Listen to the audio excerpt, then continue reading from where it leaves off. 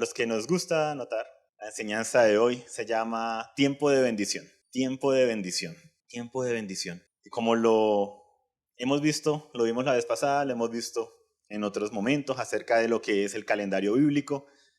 No voy a entrar en detalle porque lo hemos venido hablando. Entonces, precisamente si los que nos acompañan hoy, ¿sí? Sepan que la Escritura dice que hay una manera de marcar los tiempos, de marcar temporadas. Génesis 1:14 dice: dijo Dios, haya lumbreras en la expansión de los cielos para separar el día de la noche, sean para señales y para tiempos designados, y para días y para años.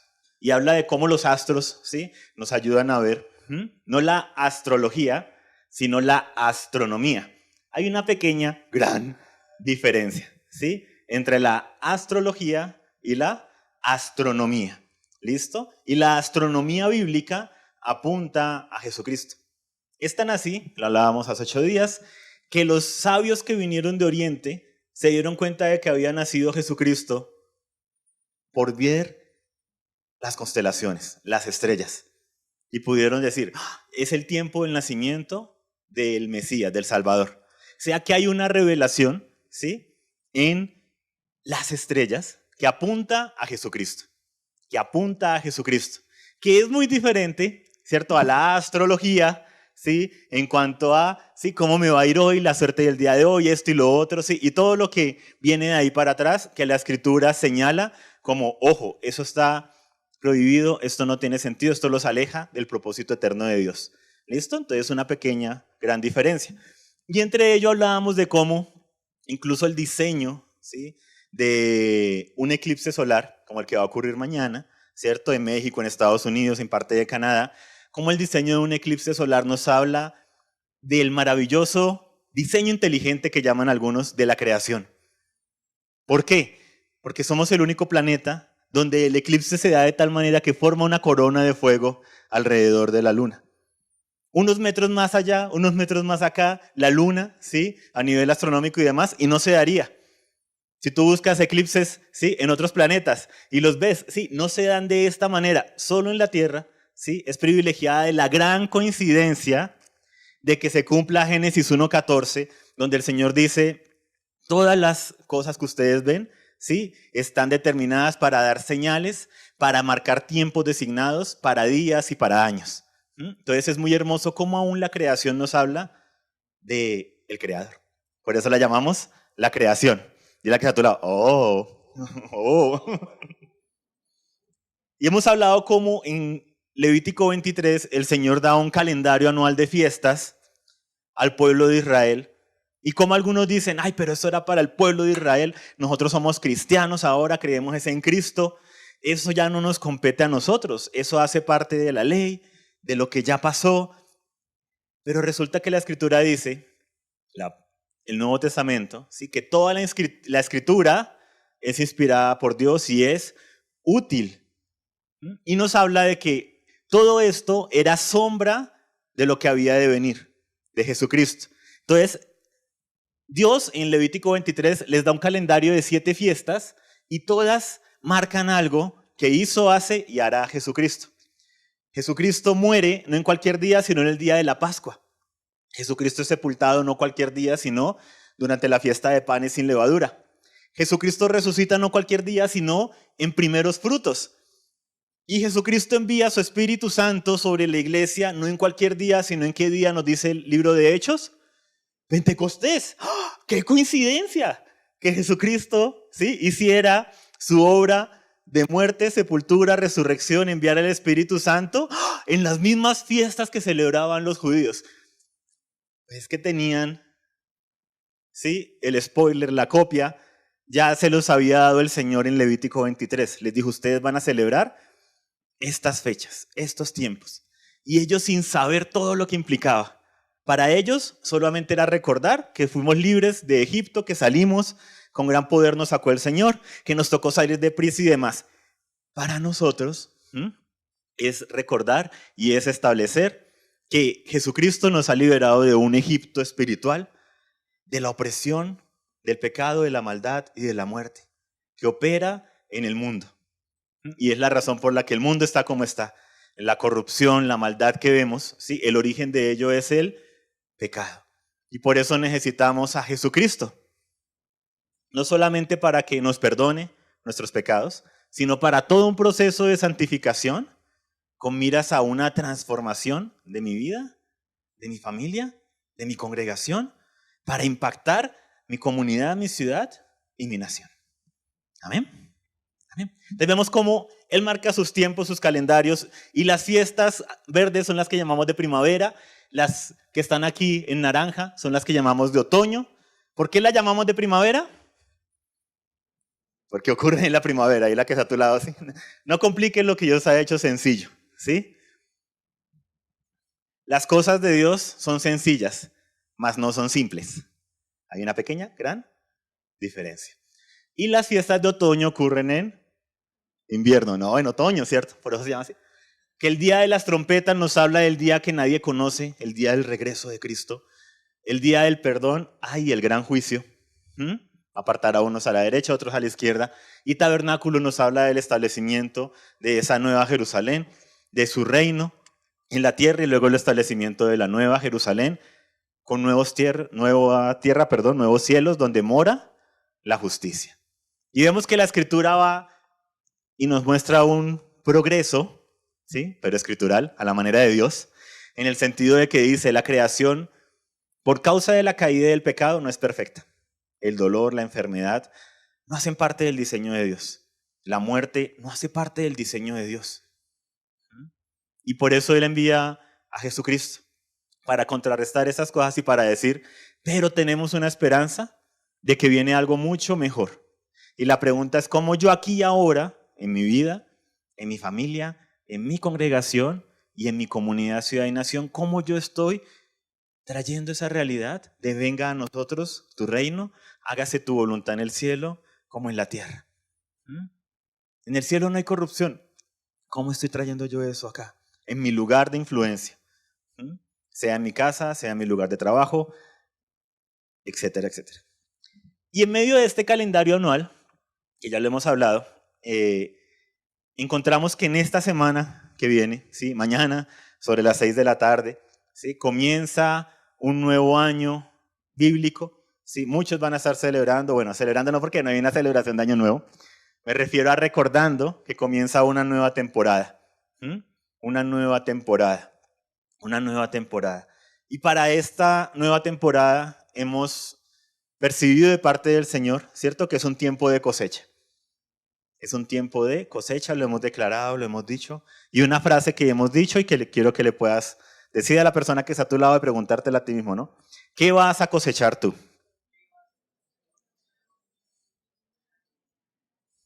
Y una palabra que hemos dicho, que dijimos hace 8 días, perdón, es no puedo cosechar de lo que no he sembrado, y ciertamente cosecharé aquello que sembré. Entonces, la cosecha nos habla de, ojo, ¿con qué estoy sembrando? No me gusta mi cosecha que he venido sembrando. No me gusta mi cosecha en el hogar, no me gusta mi cosecha en la congregación, ¿qué he venido sembrando? ¿Qué he aportado yo? ¿Cómo me he involucrado en el proceso, ¿cierto? Comprometido con el mismo. Y algo que está dando mucho revuelo, esto lo hablamos hace 8 días, quiero dar un refresco porque ahorita en esta última semana en algunos círculos cristianos pues ha tenido todavía más influencia, ¿cierto? Con el tema del eclipse que se va a dar mañana, el eclipse total de sol. Entonces en Estados Unidos se están diciendo como el eclipse que hubo en el 2017 marcó una trayectoria y ahora el eclipse del 2024 va a marcar otra trayectoria a manera de una X. Otros dicen, no, es la letra hebrea, ¿sí? Y todo el significado que tiene para Estados Unidos. Génesis 1:14 nos dice que los cuerpos celestiales están para marcar señales, tiempos designados, días y años. Entonces, definitivamente hay algo profético en medio de todo esto, ¿sí? Que compete a la iglesia, que está en Estados Unidos, ¿sí? Parte de México, el explorarlo. Pero ¿qué nos compete a nosotros en medio de todo esto? Aquellos que de pronto ya han estado metidos en el tema, ¿sí? Muchos videos en YouTube, ¿cierto? Mucho del fin del mundo, mucho de que Cristo regresa, ¿sí? El día y la hora, dice la Escritura, nadie lo sabe. Nadie lo sabe. Dice, vendrá como ladrón en la noche. pero sí nos llama a vigilar y observar. Entonces, cuando empiezan a pasar muchas diosidencias, muchas coincidencias y demás, uno debe observar y sí debe decir, Señor, ¿qué nos estás queriendo decir en medio de todo esto? ¿Por qué me afana si tú regresas hoy? ¿Qué tengo pendiente que me da, sí, cosita, mi encuentro contigo? Porque el día y la hora de su regreso nadie lo sabe, y de igual manera el día y la hora de nuestro encuentro con Él. ¿Por qué? Porque no es tan solo en su regreso, es ¿cuándo voy yo a morir? ¿En qué momento voy yo a morir? ¿Va a fallecer este cuerpo? No lo sabemos. Entonces, hay mucho tema en cuanto a las ciudades por las que va a pasar, etcétera, etcétera. Eso lo podemos encontrar en internet. Pero una palabra que el Señor me recordaba y que la decía hace 8 días era Jeremías 10:2, que dice, así dice el Señor, el camino de las naciones no aprendan, ni de las señales de los cielos se aterroricen, aunque las naciones les tengan terror. Aunque las naciones les tengan ¿qué? Terror. ¿Sí? Entonces la iglesia no está llamada a agachar la cabeza, a esconder la cabeza como el avestruz, ¿sí? Ante las señales que se dan, sino a preguntarnos cuál es el propósito detrás de todo esto.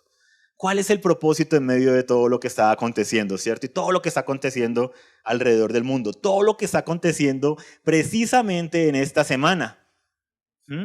Y todo lo que se dice que va a acontecer, sea en las próximas horas, ¿sí? O en los próximos días, todo lo que está aconteciendo con Israel, toda la movilización que está haciendo Irán de sus tropas, y ya en Israel trajeron de vuelta o están llamando a traer de vuelta varias tropas que están en Gaza, ¿sí? Para prepararse para un posible ataque de Irán. Entonces, cuando eso ocurre en Siria, en Libia, en Afganistán, en Egipto, como que el pueblo cristiano dice, ay, qué embarrada, bueno, nos toca orar por eso, sí, que pesar y esto y lo otro. Pero cuando un pequeño estado que tiene un nombre bíblico, como Israel, que está en el centro de la historia bíblica, y recuerden, hay que diferenciar el Estado de Israel actual del Israel bíblico. ¿Listo? Bíblico. Porque lo que hemos hablado, algunos en pos del Israel bíblico empiezan a idolatrar y a hacerse partícipes de todo lo que decía hacer el Estado de Israel, cuando aún el propio Señor le enviaba profetas a Israel a decirle lo que están haciendo está mal. ¿Y qué hicieron con los profetas que envió el Señor a Israel a decirle lo que estás haciendo está mal? Los mataban. Como los videos que vemos de muchos rabinos, de muchos judíos practicantes, protestando lo que su gobierno está haciendo y la policía dándoles, pegándoles, ¿sí? Abusando de ellos. Entonces hay que entender esas diferencias. ¿Listo? El caso es que muchas cosas a nivel global, pero el Señor dice, ojo, de las señales de los cielos no se aterroricen. ¿Sí? Tenemos que aprender a ser entendidos en los tiempos. ¿Qué tiempos está marcando el Señor en medio de todo esto? ¿Y qué tiempos debemos percibir nosotros como iglesia? ¿Cuál es el nombre que les dije que había percibido para la enseñanza? Tiempo de bendición, ¿cierto? Y es como, pastor, pero con todo lo que está pasando, no está viendo lo del sistema de salud, lo de la CPS, no está viendo lo que está aconteciendo en las naciones de Latinoamérica, no está viendo ahora las diferentes amenazas y cosas que está diciendo el gobierno, que una constituyente, que las pensiones, que esto, que lo otro. Sí, estoy viendo todo eso.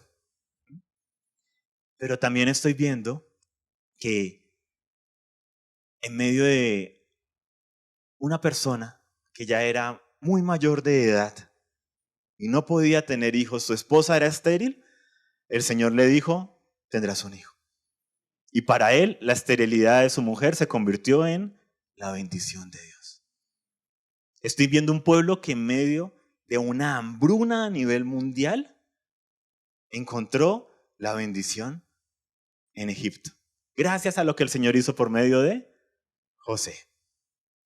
Y encontramos cómo en medio de situaciones adversas, el Señor actúa, provee, da diseños para que su pueblo en medio de todo perciba su bendición. Encontramos el pueblo en el desierto, sediento de agua, sediento, anhelando algo de comer, anhelando algo de beber, y encuentran un lugar paradisíaco. ¿Sí? Y dicen, uy, aquí fue, y aquí vamos a establecer el tabernáculo para Dios, aquí está hermoso, precioso, un oasis. Y cuando van a probar el agua, amarga, fétida. Pero encontramos un Dios que convierte la amargura en dulzor. ¿Sí? Encontramos un Dios que promete en Apocalipsis 22, 21 y 22, que enjuagará toda lágrima de nuestro rostro.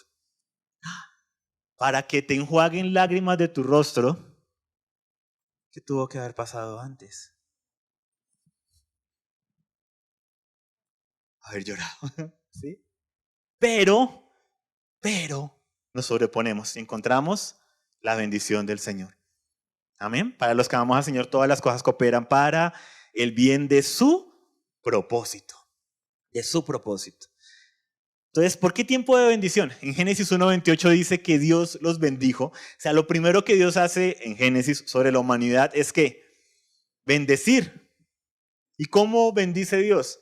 Sean fructíferos, multiplíquense, llenen la tierra, sométanla, ejerzan dominio, ¿cierto? Gobiernen, ejerzan autoridad. ¿Por qué? Porque el hombre ha sido creado a imagen y semejanza de Dios. Los bendijo. Y esa palabra para bendición es barak, que significa abundante, mucho, bendito, arrodillarse.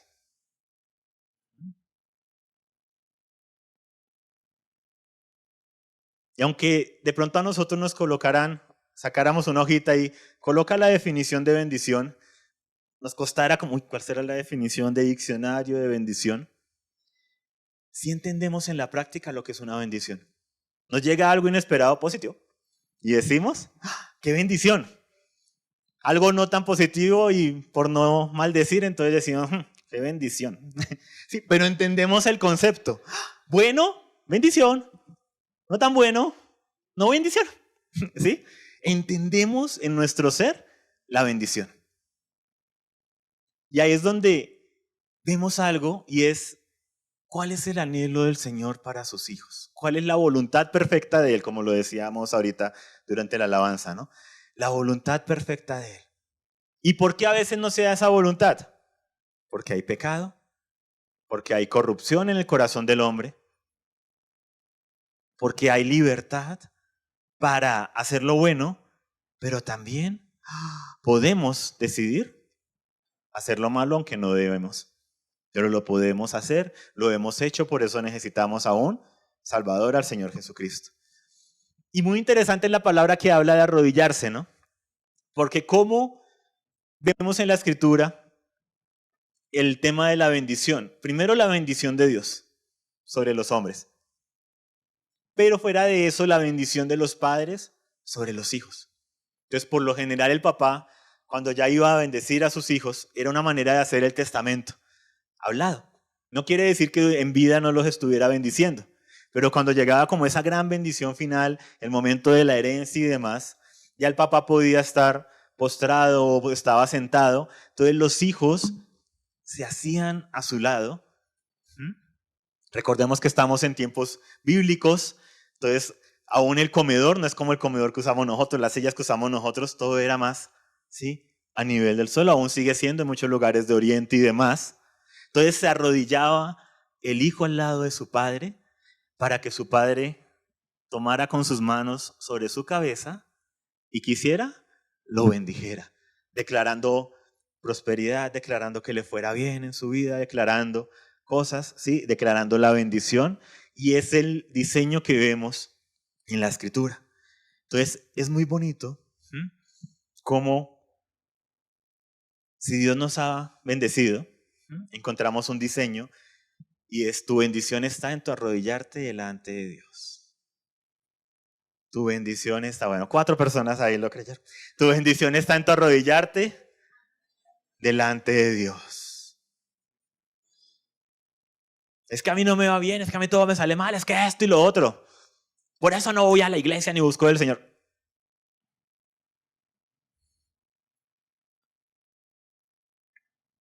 Tu bendición está en tu arrodillarte, en nuestro arrodillarnos, en nuestra adoración, en nuestro estar delante de su presencia. ¿Mm? Y no hablamos únicamente de los tiempos de alabanza y de adoración. Hablamos de una vida, ¿sí?, que viva en esa constante búsqueda y esa rendición delante del Señor. Bendición, para los griegos, ¿qué era la bendición? Para los griegos, las personas bendecidas eran los dioses, los ricos, los influyentes, porque tenían riqueza, poder e influencia. Y esa era la bendición. A mayor riqueza, mayor bendición. A mayor poder, mayor bendición. A mayor influencia, mayor bendición. Entonces, en la mentalidad griega, los que eran bendecidos eran los dioses, los ricos, los influyentes. A las personas del común, por decirlo de esta manera, no había bendición. Era como las boronas, ¿sí?, lo que dejaran los dioses y demás que decidieran tener misericordia sobre los hombres. En cambio, en el concepto bíblico de bendición, los que son bendecidos son los justos.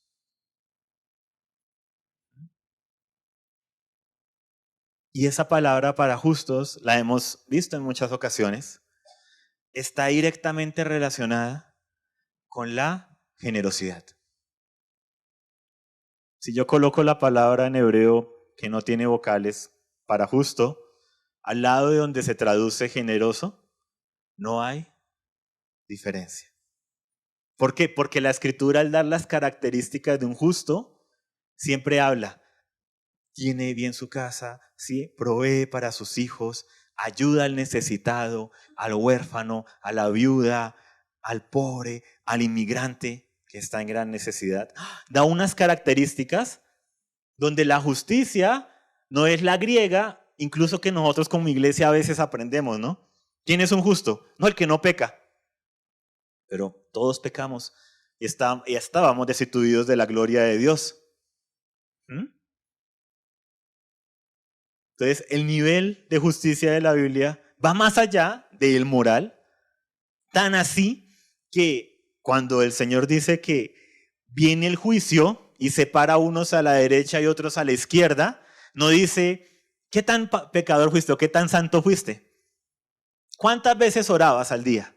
¿Y no hay que orar? Sí hay que orar, listo, por si acaso. ¿Cuántas veces ibas a los servicios? ¿Y no hay que congregarse? Sí hay que congregarse, no dejen de congregarse. Pero el indicador que Dios utiliza para decir a la derecha o a la izquierda, a bendición o a maldición, al reino o al llanto y crujir de dientes, es cómo actuaste con el prójimo. Y ese es el nivel de justicia. ¿Cómo atendiste a los necesitados? En la primera capa, los que necesitaban comida, alimento, vestido, ser visitados, compañía. En la siguiente capa de revelación que vemos ya nosotros, tomando de ahí a los que necesitan a veces mi tiempo, mi amor, mis palabras, empezando por mi familia. No solamente mi exhortación constante, que para eso somos muy buenos todos, ¿sí?, para mostrar, decir al otro lo que está haciendo mal, ¿sí?, llámese cónyuge, hijos, papás aún, ¿cierto? Los hijos crecen y ya, ¿sí? Sino también palabras de aliento, de bendición y demás. Entonces los justos son bendecidos. Y en medio de todo lo que dice la Escritura, habla de bendiciones como el cónyuge, bendiciones como los hijos. Hay algunos dicen, qué bendición. Y otros, qué bendición. Bendiciones como la cosecha, como el honor, la sabiduría, las riquezas también las menciona, etcétera, etcétera. Pero amplía el concepto de bendición. Amplía el concepto de bendición a todas aquellas cosas cotidianas de la vida que nosotros tenemos, que hemos alcanzado con la sabiduría e inteligencia, con el gobierno que el Señor nos ha entregado. Y eso es hermoso. Por eso la Biblia nos llama a ser agradecidos. ¿Qué hace el agradecimiento? Que yo cuente mis bendiciones. Cuando yo te digo, tienes que ser agradecido. Ay, ¿por qué tengo que ser agradecido? Pues piénsalo, solo tú lo sabes. O sea, si yo no conozco bien tu vida, pues no te puedo decir, ¿no? Y empieza uno, bueno, sí, pues sí, esto, lo otro. ¿Mm? Desde la comida, desde la propia vida, desde el levantarnos. ¿Mm? Cuando vemos temas de salud a nuestro alrededor y nos damos cuenta del solo hecho, ¿sí?, de un tema de salud, ¿cómo puede ser una bendición? Sí, nos hace agradecidos. Entonces la Biblia amplía el concepto de bendición. Y otra palabra que hemos declarado, hemos dicho desde ya hace un tiempo, Génesis 2.15, y no nosotros, o sea, desde que está escrita la escritura, sí, Génesis 2.15 dice, el Señor Dios tomó al hombre y lo puso en el huerto del Edén para que lo cultivara y lo cuidara. Y hemos hablado de esas dos palabritas, ¿no? Algunos tienen el concepto griego errado del paraíso y lo llevan al huerto de Dios. Como que, ay, no, sí, y yo me imagino allá Adán y Eva, que no era el nombre, ¿no? Ish e Isha, el hombre y la mujer en el huerto, y los ángeles trayéndoles así uvas y colocándoselas en la boca. Eso es una imagen griega, ¿sí? O sea, del Olimpo griego, no tiene nada que ver con la Biblia, pero hacemos unos revueltos, ¿sí? Y decimos, hoy sí, el hombre no tenía que trabajar ni hacer nada. Cuando lo primero que el Señor hace cuando coloca al hombre en el huerto del Edén le dice, ¿para que lo qué? ¿Para que no hiciera nada? Para que lo cultivara y lo cuidara. Para que lo orara a Dios para que Él se encargara. Entonces, ¿sí? Te pongo acá, ¿sí? Para que me cultives este lugar y lo cuides. O sea, cultivar, sembrar, ¿cierto? Cultivar y proteger, ¿sí? Él cuidará, proteger, cercar. O sea que hay peligros en el huerto. Como lo vemos en Génesis 3. No cumplieron la labor de cuidar. Entonces, hay cosas en nuestras vidas que debemos cultivar y cuidar. Entonces, imagínate, colocó al hombre ahí, cristiano, ¿sí? Del 2024, promedio. Sí, ay, bueno, Señor, gracias. Entonces voy a orar para que tú me lo cuides. Voy a orar para que tú lo cultives. No. Dios le da una orden al hombre. Lo coloca para que lo cultive y lo cuide. ¿Qué hacemos a veces como cristianos en vez de ejercer la autoridad, el gobierno que el Señor nos ha mandado a ejercer sobre nuestras vidas, en nuestra familia, en amor, en nuestra congregación y demás? No, que Dios se encargue. Y eso no es bíblico ni cristiano. Eso es un diseño fatalista que aprendimos de nuestra cultura, que viene de otro lado y demás. El Señor manda al hombre a trabajar. Pero si tú eres de la vieja escuela, yo me acuerdo cuando yo era pequeño, había una canción que estaba de moda. Yo era pequeño, pero ahí alcanzó a generar recordación. No sé si era de la Sonora Matancera o algo así. Los que tienen más edad revelarán la edad hoy y me dirán, ¿sí? Que hablaba de que yo no quiero trabajar porque el trabajo para mí es un enemigo. Y lo llamaban el negrito del batey, ¿sí? E hicieron una investigación en todas las islas, ¿sí? Aquí viene el Pacífico Atlántico. Esta canción fue muy famosa en todo ese sector, nos llegó incluso a nosotros y además en su momento, de por qué no había progreso en estas ubicaciones.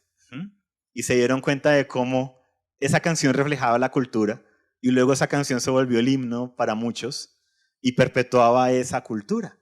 Entonces, si yo crezco escuchando eso, ¿sí? Yo veo a mi alrededor esa dinámica, ¿no? Como que el menor esfuerzo, el menor trabajo y demás. Eso afecta mi cosmovisión, mi manera de pensar y me voy a perder de cultivar y cuidar lo que Dios me ha mandado a hacer y de establecer su reino en mi área de influencia. Y fue tan así que convocaron a los músicos que todavía continuaban con vida, ¿sí? Para grabar un nuevo álbum y una nueva canción con el mismo ritmo, la pueden buscar, esto ocurrió hace como 14, 15 años, con el mismo ritmo pero cambiando la letra en pro del trabajar, en pro, ¿sí?, del cuidar a la mujer, porque hablaba de todo así un descuide y un desorden en todas las áreas y demás. Y traemos eso de la cultura a veces y lo llevamos a la iglesia, a nuestra relación con el Señor. Y empezamos a hacer una mezcla.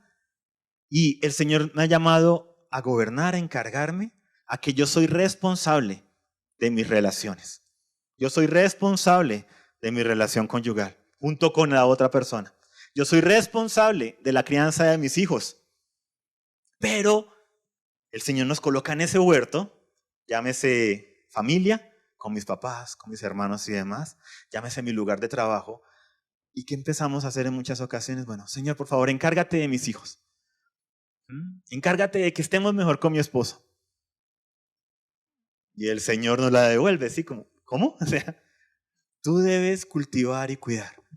Yo te fortalezco, te doy espíritu de poder, de amor, de dominio propio.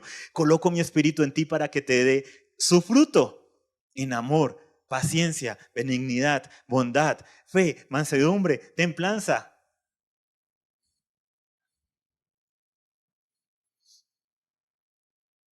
Toma eso y aplícalo, ¿cierto? Y ahí es donde hablamos de nuestra vida personal, familiar, congregacional. Entonces, tenemos un encargo: cuidar, cultivar y cuidar. Trabajar y guardar, proteger. Entonces, la bendición de Dios, uniendo estos dos versículos, es llevar fruto y multiplicarse, y nosotros debemos cultivar y cuidar lo que Él nos da diligentemente. Diligentemente. Y la bendición de Dios es tan grande en el hombre, en la humanidad, que yo debo hacer acciones intencionales para truncar su bendición. Tú trabajas y ¿qué recibes? Sea quincena, o sea a final de mes, o sea al final del proyecto. Un salario.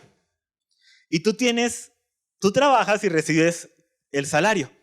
Y de una manera intencional, ¿sí?, tienes que malgastarlo para entrar en una dinámica, ¿sí?, en la mayoría de los casos, de deuda, ¿sí?, de estar viviendo el mes a mes alcanzados y demás, por causa de esto. La bendición de Dios es que si un hombre y una mujer se unen, por regla general, estadística en su gran mayoría, ¿qué va a acontecer si la mujer es fértil? Van a tener un hijo. Un hijo es una bendición. Una bendición. Entonces, ¿qué debe hacer el hombre para tapar la bendición de Dios, para truncarla porque es tan poderosa? Toda una serie, ¿cierto? Métodos anticonceptivos y demás. Porque como los jóvenes son como animalitos, no están creados a la imagen de Dios. Entonces, la única opción es trancar. Bueno, mi hijo, hágale, pero no va a tener un hijo porque se va a tirar su carrera, está muy joven, esto y lo otro. Como si no hubiera otra opción. Porque en el mundo no hay un espíritu de poder, de amor, de dominio propio. Entonces tenemos que trancar la bendición de Dios. Entonces aquí es donde llegamos y nos preguntamos, ¿no? ¿En qué áreas de mi vida yo he trancado, ¿sí?, el proceso de la bendición del Señor? Con mis acciones, con mis reacciones. ¿Qué cosas el Señor me ha llamado a cultivar y a cuidar? Y es parte de la reflexión que en épocas como esta hemos hecho. Los que están aquí ya más de un año, 2 años, sí, han escuchado que en ciertos momentos volvemos y tocábamos, ¿cierto?, este tema en estas ventanas de oportunidad. Entonces, hablábamos de un tiempo de cosecha, de un tiempo de bendición, y una manera de graficarlo ha sido en cómo están mis campos de cosecha, mis huertos. Y aquí en Amor y Restauración, en nuestra misión, nosotros escribimos y dividimos, digamos, eso en lo personal, lo familiar, lo congregacional y lo comunitario. Y una pregunta que nos hacemos y que en un día como hoy es: ¿qué quiero cosechar? Porque estamos declarando que entramos en una temporada de cosecha, ¿cierto? Que es un tiempo de bendición. Entonces, ¿qué quiero cosechar en lo personal, en lo familiar, en lo congregacional, en mi comunidad?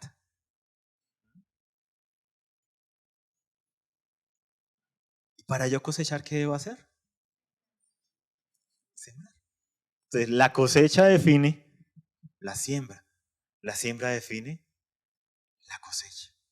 Entonces, en temporadas como esta, que estamos hablando de un cambio de año, que se vienen en unas semanas,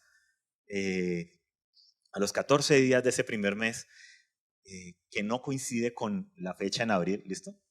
Digo, de ese primer mes bíblico, venía la Pascua, panes sin levadura. Vamos a estar hablando mucho de estos temas, ¿sí? De las fiestas y demás, y son épocas de reflexión.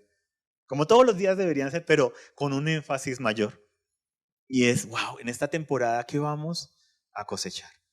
Entonces, algunos de nosotros, yo la otra vez les regalaba este cuadrito, ¿sí? Donde decía, pueden dividir una hojita y colocar en lo personal, en lo familiar, en lo congregacional, en lo comunitario, y colocar ahí cositas que deseo cosechar, sembrar. Y para yo evaluar qué voy a cosechar, qué voy a sembrar, perdón, pues debo evaluar qué he cosechado hasta el momento. Que ha sido bueno, agradable, de acuerdo a la voluntad de Dios en áreas, y agradecer por ello, ¿cierto? Es una bendición. ¿Y qué otras áreas requieren sembrar? Entonces, en mi huerto personal hemos dado ejemplos. Voy a pasar, ¿sí? Sobre esto de una manera... Bueno, no puedo mentir. Voy a intentar pasar solo mencionándolos. ¿Sí? Cuando uno está acá al frente, ¿sí? De cada palabra puede sacar una enseñanza. Entonces, oren por mí. Entonces, mi huerto personal, en el área espiritual, ¿cierto? ¿Cómo estoy en mi amor para con Dios? ¿Cómo se mide el amor? Por los frutos, ¿cierto? Por los frutos y lo que Él pide. ¿Cómo mide Dios que yo lo amo a Él? El apóstol Juan nos da la copialina. ¿Cómo? ¿Yo cómo mido que yo amo a Dios? Sí, ya me detuve en la primera, son como 20. ¿Yo cómo mido que yo amo a Dios? Yo, Jorge. Yo hago una evaluación. ¿Sí? ¿Cuánto he pecado? ¿Cuántas reacciones? Menos reacciones que antes, ¿sí? ¿Cómo está este tema? ¿Cuánto he orado? ¿Hace cuánto de pronto no me siento allá a recorrer la Biblia como lo hacía en un principio, así todo súper seguido? ¿Hace cuánto? ¿Sí? No me meto así en un tiempo de alabanza. ¿Sí? ¿Cómo estoy en mi congregarme? ¿Cómo estoy en mi asistencia a los grupos de crecimiento? ¿A quién estoy discipulando en este momento? Y empiezo con toda una serie de cosas. No, ¿cómo está mi amor para con Dios? Pero ¿cómo mide el Señor nuestro amor para con Él? En Primera de Juan lo dice. El que no ama a su prójimo, a quien ha visto, no puede decir que ama a Dios a quien no ha visto. Y de nuevo, perdón, el Señor, ¿no? Relacional. Por eso, persona que diga, ay, yo amo al Señor, pero no me cae tan bien su iglesia. La antítesis del diseño. Yo no me congrego porque yo tengo mi relación personal con Dios. Eso no existe. Ojo, con aquellos profetas, que se hacen llamar profetas y demás, que no se congregan.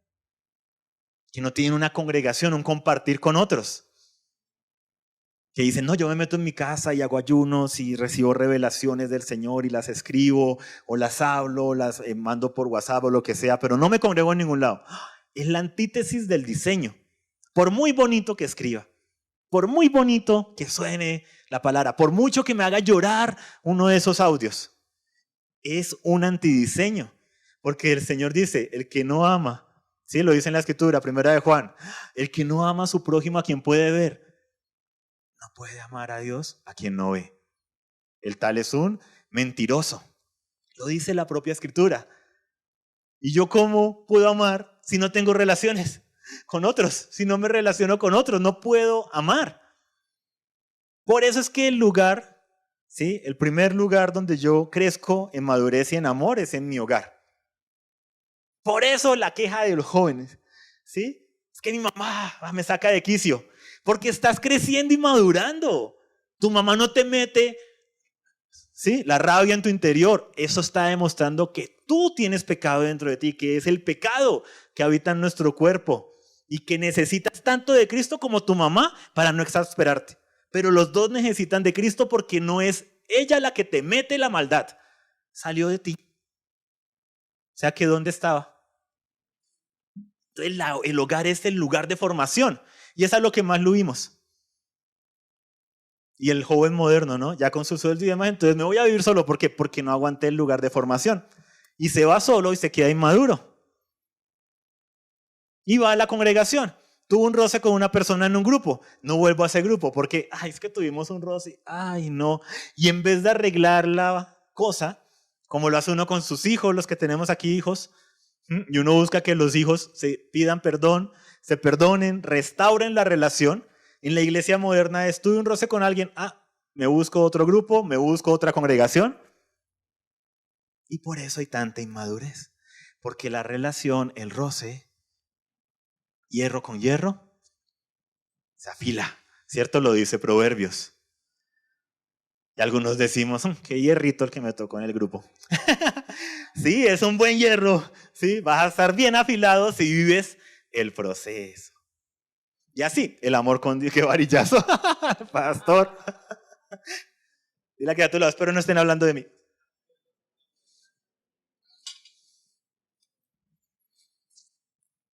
El orar, el dar, el ayunar, ¿cierto? Muchos indicadores que tenemos. Estos son tan solo ejemplos.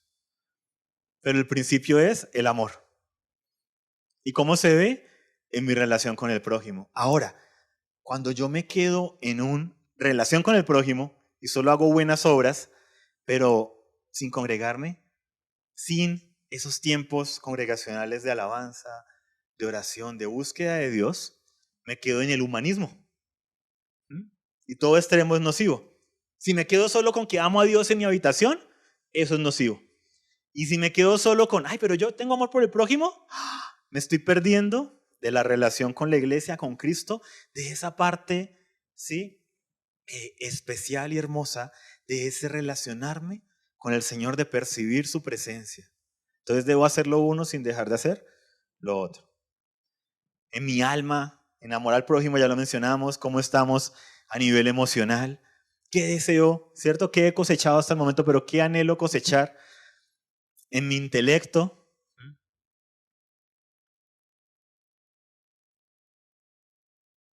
¿Hace cuánto no leo un libro? ¿Sí?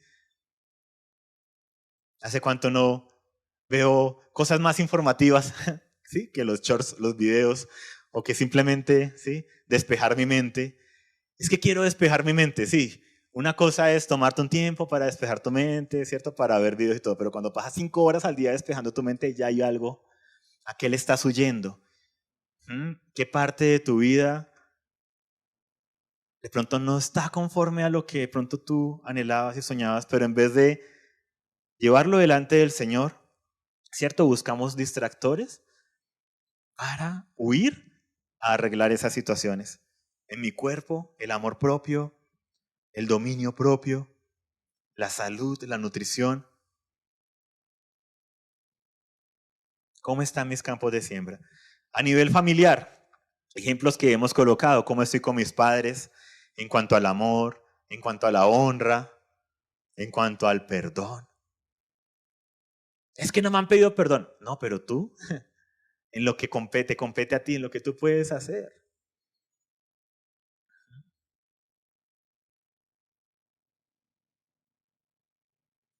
El orar por ellos. Si están, hemos conocido, sí, personas muy mayores ya, ¿cierto? Tienen ya una dinámica de ser tóxicos, ser agresivos con sus hijos. Y sus hijos ya grandes, o sea, estoy hablando de personas como nosotros, ya casados, con hijos, algunos de nosotros y demás, donde hay padres que parece que ya no van a cambiar, ¿cierto? En cuanto a su mal hablar, en cuanto a su a veces maldecir y demás. ¿Qué compete en nosotros? Bueno, el guardar a nuestras generaciones, ¿cierto? El guardar nuestro corazón y en lo que podamos nosotros hacer, orar y honrar, en lo que compete a nosotros. Pero siempre, como dice la Escritura, sobre toda cosa guardada, guarda tu corazón porque de él mana la vida. ¿Listo? Hay dinámicas que no debemos. No debemos aguantar. Hay situaciones en que nos toca huir para fortalecernos. Pero no de toda situación nos toca huir tampoco. Por eso hay que ser sabios en todo esto. Obediencia en Cristo, los que todavía están en casa. Luego los padres pasan a ser esos consejeros que después del cónyuge, ¿cierto?, tienen ese lugar de consejo. Si yo me peleo con mi cónyuge por el consejo de mis padres, estoy cambiando los lugares. Porque una vez que yo establezco un hogar, sí, somos dos. Ya no somos dos, perdón, somos uno, ¿cierto?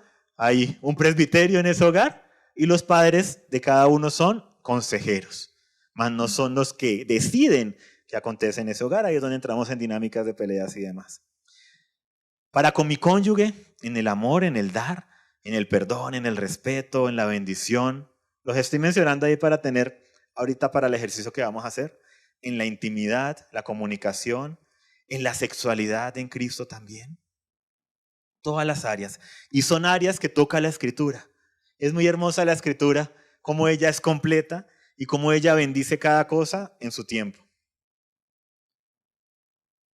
Si tengo hijos, cómo estoy en el amor, en el perdón, en la provisión, en la disciplina, en la instrucción, en el respeto, en la bendición. ¿Estoy bendiciendo a mis hijos? Porque algunos colombianos crecemos o crecen en cierta manera en ciertos hogares donde lo primero que escuchábamos al llegar a la casa de pronto era el reclamo. Y lo último que escuchábamos antes de acostarnos. Y lo último que escuchábamos antes de irnos al bus, al colegio, lo que fuera. ¿Sí? No escuchábamos lo bien que lo habíamos hecho, lo bien que hicimos y todo, sino cuando la nota estaba mala, ¿y usted por qué trata? Y bueno, era como que, bueno, en este momento me voy a hablar con mis papás. ¿Sí? Cuando todo está bien, como que nadie me habla. Pero cuando las cosas están mal, ahí sí me hablan. Y algunos hijos crecen de esa manera, en que la relación con sus padres se vuelve crítica, se vuelve exhortación. Y falta el ánimo, la bendición. Y eso debemos evaluarlo nosotros y cuidarlo. Y desafortunadamente en muchas ocasiones esas dinámicas con nuestros padres las llevamos a nuestras relaciones y a nuestro cónyuge. Entonces luego ahí es donde viene el esposo o la esposa a decir es que ella o él no hace sino darme cantaleta todo el día. Claro, está repitiendo el diseño que vio de su mamá dándole cantaleta a su esposo, cantaleta a los hijos, entre comillas. O el papá, enojado por todo, enojado con la esposa, enojado con los hijos todo el tiempo, sin bendición, sin la parte del amor. Porque hay una parte de disciplina en amor, ¿no? Está el exhortar, pero también está el animar. ¿Cómo estoy con otros familiares? Amar y perdonar, ahí cada quien sabe. Con qué familiar no se habla, con quienes aún tiene cositas, con quien no les ha querido ni escribir. Y el Señor nos ha llamado a un evangelio de reconciliación en lo que dependa de nosotros, ¿no? En lo que dependa de nosotros. Cuando hay temas de abuso, cuando hay temas que ya competen no solamente a la ley de Dios, sino a la ley civil, se debe manejar en proporción a lo que es. ¿Listo? Para que no, porque ese es un pecado en que ha caído la iglesia a nivel histórico. Mujeres que en el nombre de Cristo y de ser la ayuda idónea, entonces se dejaban, sí, golpear, abusar sexualmente del marido, porque la mujer debe estar sujeta a su marido. Ojo, eso es la antítesis del diseño, porque el diseño para el hombre en Cristo es que dé la vida por su esposa como Cristo dio la vida por la iglesia. O sea, en esas situaciones, buscar ayuda, sí, comisaría de familia, etcétera, etcétera. Pueden preguntarnos, los podemos aconsejar, indicar a dónde ir, con quién hablar. Esas dinámicas, eso no es lo que Cristo quiere para tu vida. Ese no es el diseño de Dios para tu vida. También lo digo para los que nos están escuchando, por si acaso. Porque casos se han visto.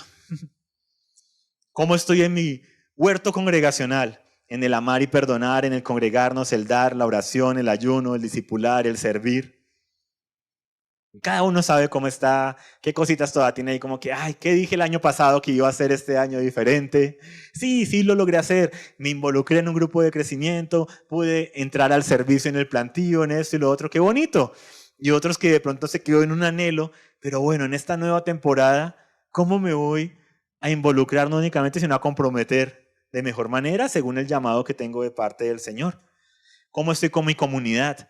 En la convivencia, en el amor al prójimo, mis niveles de ruido. Ah, no, yo estoy alabando al Señor, entonces que se aguante el vecino así como yo me tengo que aguantar sus rumbas a las 12 de la noche. Claro, porque Cristo dijo, ojo por ojo y diente por diente. Y si Él te pone la música a 90 decibeles, tú pónsela a 120 con alabanza. No, eso no es lo que dijo Cristo. Cristo dijo, habían escuchado que así era, pero yo les muestro un camino más excelente, el amor. Las mascotas, y el encargarse de ellas, el recoger lo que debe ser recogido y no hacerse los locos. La productividad en mi trabajo, el hacerlo con honestidad, con justicia, el salario justo para con los empleados, los que están a mi cargo. Hay personas que se quejan a veces de niveles de injusticia y dicen, es que en mi trabajo, sí, están siendo muy injustos conmigo, no están valorando lo que hacen o no están haciendo esto y lo otro.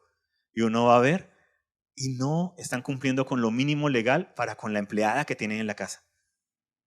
Ah, no, es que eso saldría muy caro, entonces por eso no sé qué. Ah, bueno, lo mismo piensa tu jefe de ti. Y por eso no sé qué. Entonces, tuvo una dinámica de injusticia. ¿Cómo vas a reclamar justicia para contigo a nivel laboral? Eso era de gratis. Impuestos, la facturación, la declaración, la participación en el votar, en el medio ambiente. Pastor, pero si va a caer un meteorito y la tierra se acaba, ¿qué importa lo del medio ambiente? ¿Qué importa? ¿Para qué cuidar la tierra? Y ese ha sido el pensamiento escapista de gran parte de la iglesia durante muchos años. Pero el Señor nos llama y nos dice que vamos a rendir cuentas de lo que Él puso a nuestro cargo. Porque si no es la misma excusa que nos dan nuestros hijos, ¿no? ¿Para qué tiendo la cama si en la noche la voy a extender? ¿Para qué lavo la loza del desayuno si al almuerzo va a volver a llenarse de comida? Sí, déjala ahí una semana a ver qué pasa y utiliza el mismo plato, sin lavarlo. Creo que antes de la semana ya tocó llevarte a urgencias. Ese es el pensamiento absurdo que lo llevamos ahí y decimos que absurdo. Lo mismo con la Tierra. Oye, ¿quiénes estamos viviendo en este momento en el planeta? ¿Quiénes van a seguir? Nuestros hijos, los hijos de nuestros hijos si el Señor no regresa antes. Entonces no deberíamos, por solo sentido de autoconservación, tenerlo bonito. El barrio, basura en la calle. Ah, no, eso yo no lo tiré yo. Por solo sentido de ser fieles. Entonces ahí uno completa el cuadrito. Sí, este es un cuadrito que hemos hecho en anterioridad.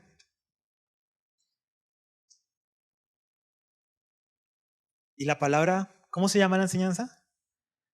Tiempo de bendición. Y en medio de todo lo que está aconteciendo en esta semana, ahí se viene razonamiento de agua para la ciudad de Bogotá, por los embalses, por todo el tema de las sequías, el fenómeno del niño. Yo me acuerdo que todo eso aconteció también hace como 30, 40 años, 30 años, como en los 90 también. Me acuerdo en Cali que tuvimos racionamiento tanto de agua como de energía por el fenómeno del niño, ¿no? Pero de nuevo, como todo es cíclico, pero también como hoy tenemos estos aparaticos, ¿sí? Nuestros amados celulares, herramientas de bendición o herramientas para obtener dopamina o cortisol, estrés, ¿sí? Y demás. Y todo lo que vende hoy en día es entre más dramático y más, ¿sí? Apocalíptico, amarillista sea, más la gente le da clic.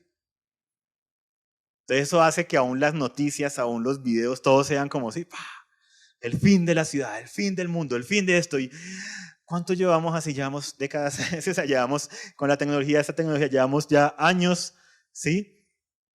En que todo, cada semana hay algo nuevo. Cada semana hay un motivo de estrés, cada semana, cada semana. Y es esa la vida que Dios tiene para sus hijos. Entonces, en medio de esto, ¿no? Guerra, Rusia y Ucrania, caos en Haití, caos en Cuba, en Venezuela, las economías del mundo en recesión, los sistemas de servicios públicos en Colombia, el sistema de salud, que una constituyente, el eclipse solar de Estados Unidos en el último día del año bíblico, guerras y rumores de guerra en Medio Oriente con una nación llamada Israel en el centro de esto. ¿Qué hacemos? ¿Nos echamos a morir entonces? Comamos y muramos que mañana moriremos.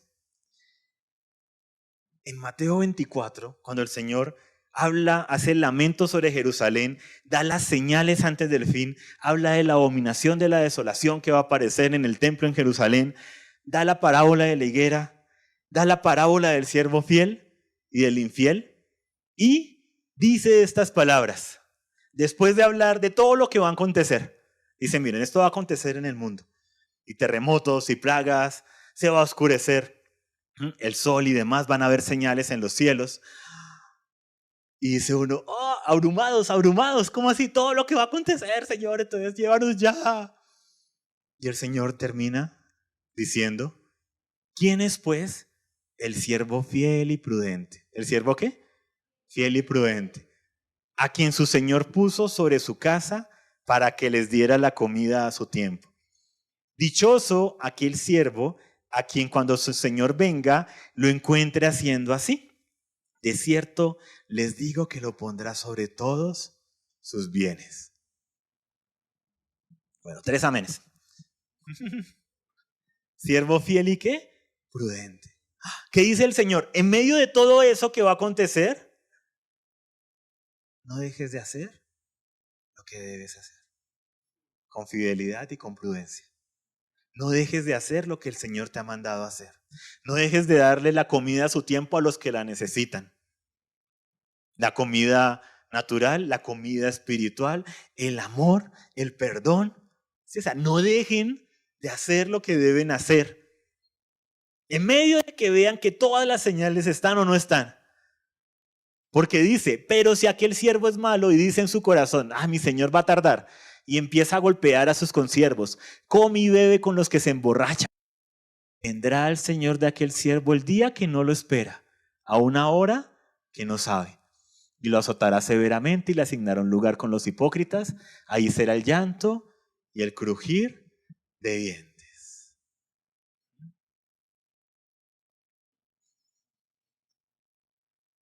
En Lucas 21 les dice, cuando estas cosas comiencen a suceder, levántense y alcen la cabeza porque se acerca su redención.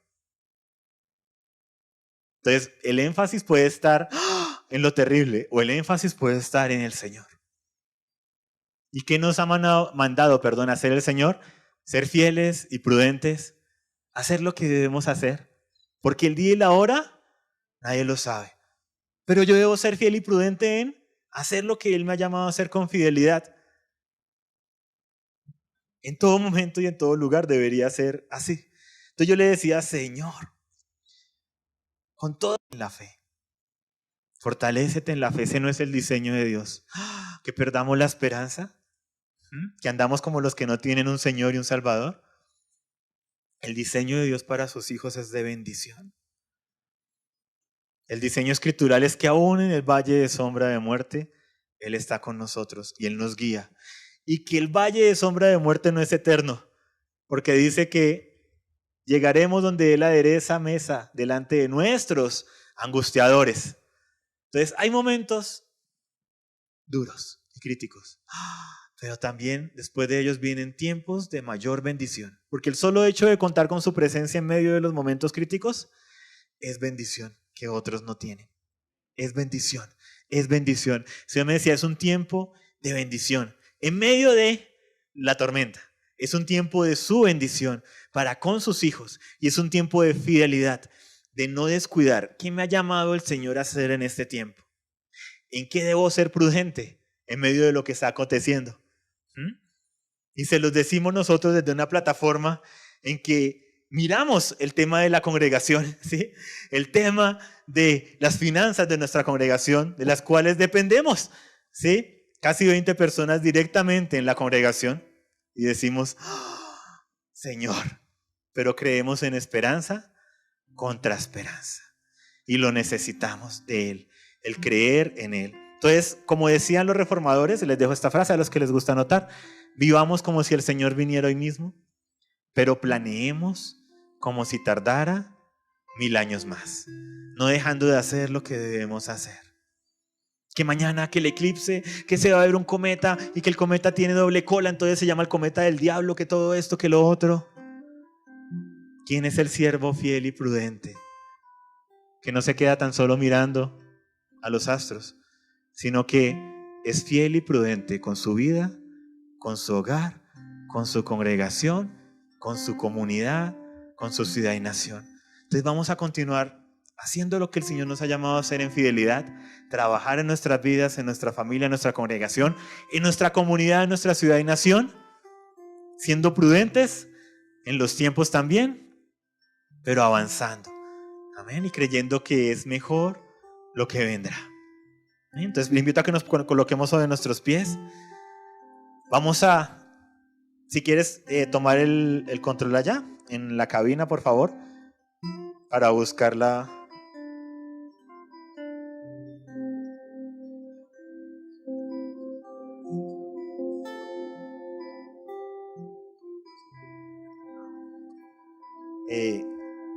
¿Puedes tomarlo, por favor, para la canción de la bendición? Porque no todos nos la sabemos de memoria.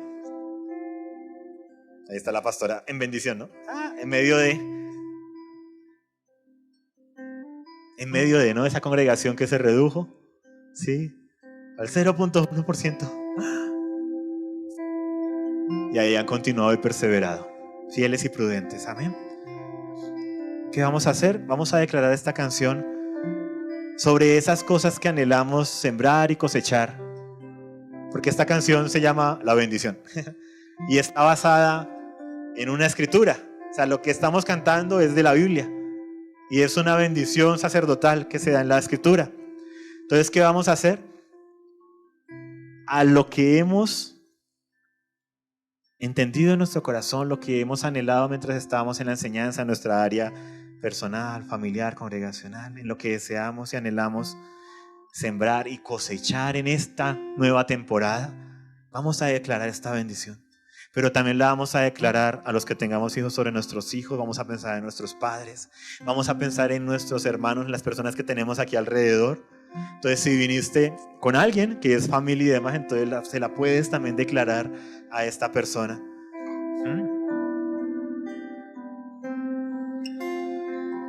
Dios te guarde y bendiga, que extienda su amor y te muestre favor. Dios te mire con agrado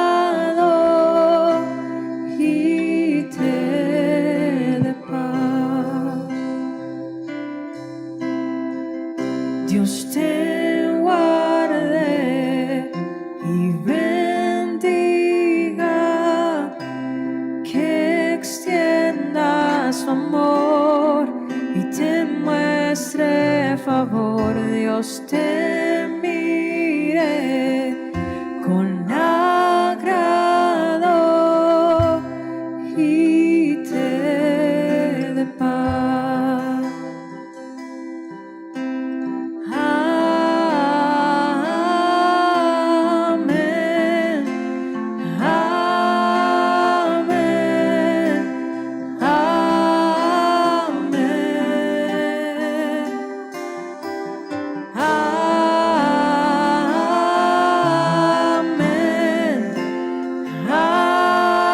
amén.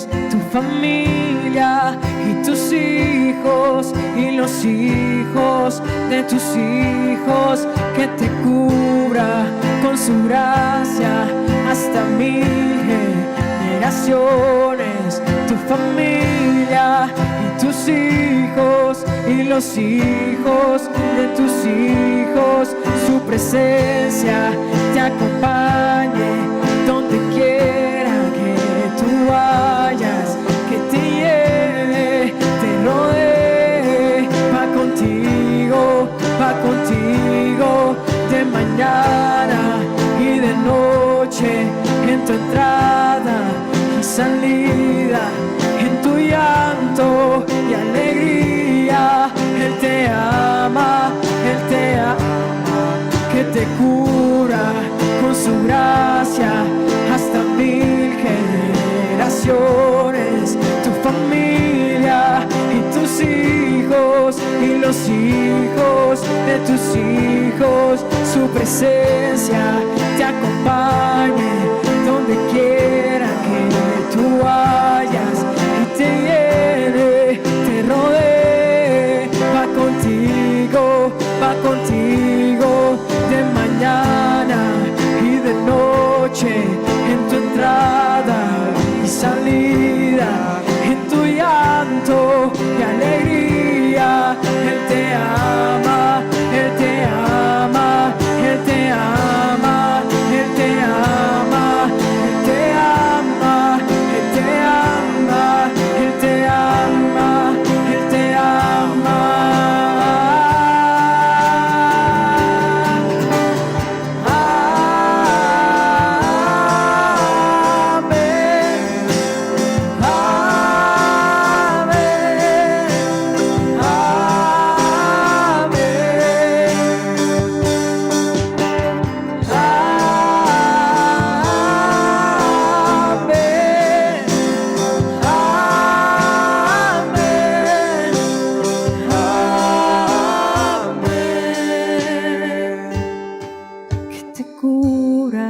Con su gracia hasta 1000 generaciones, tu familia y tus hijos y los hijos de tus hijos, su presencia te acompañe donde quiera que tú vayas, que te llene, te rodee, va contigo de mañana y de noche, en tu entrada y salida, en tu llanto y alegría. Él te ama, que te cura con su gracia hasta 1000 generaciones, tu familia y tus hijos y los hijos de tus hijos, su presencia te acompañe donde quiera que tú vayas, que te llene, te rodee, va contigo de mañana y de noche, en tu entrada y salida.